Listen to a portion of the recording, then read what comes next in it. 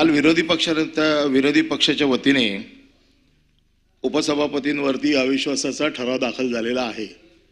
मला प्रशासनाकडनं म्हणजे हे जे सचिवालय आहे यांच्याकडनं माहिती हवी आहे, कारण घटनापीठाच्या कुठल्याही अधिकाऱ्यावर ज्या वेळेला अशा प्रकारचा अविश्वासाचा प्रस्ताव दाखल होतो, हायकोर्टाच्या वरती जजेसवरती झाला इम्पीचमेंट, तर त्याला बसता येत नाही खुर्चीवरती।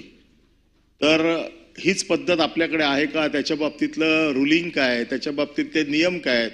जरा सभागृहाला अवगत झाले तर बरं होईल, कारण आम्हाला सकाळी असं वाटलं होतं की उपसभापती सभागृहात आल्या होत्या आणि तालिका सभापती वर बसले होते। तर अशा वेळेला आम्हाला वाटलं होतं की कदाचित हा नियम असावा की जोपर्यंत त्या अविश्वासाच्या ठरावाचा प्रस्ताव पारित होत नाही तोपर्यंत त्या पदावरती तिथे बसणं हे नैतिकतेला धरून आहे का, हा प्रश्न माझ्या सदस्य म्हणून माझ्या मनात आहे, विरोधी पक्षाच्या मनात आहे। कृपया सचिवालयाने किंवा सभापतींनी आम्हाला या बाबतीत मार्गदर्शन करावं की या बाबतीतले नेमके नियम काय आहेत। सन्माननीय अनिलजी